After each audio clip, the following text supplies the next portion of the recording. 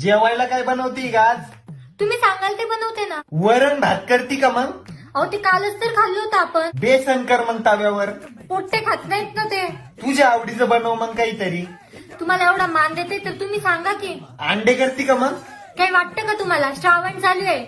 अरे हो राव. मॅगी करती का मग? हट, ते काही जेवण आहे का? मग काय बनवते? अहो तुम्हाला विचारलंय ना, तुम्ही सांगा की. मग भरलेली वांगी करती का?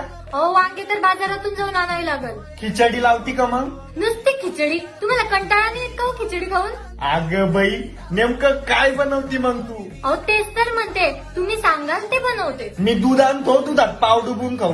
हे असं जेवणात कोण खातं? मग पोरांच्या आवडीने बनव काहीतरी. हा, आता पोरांचं ऐकू का मी?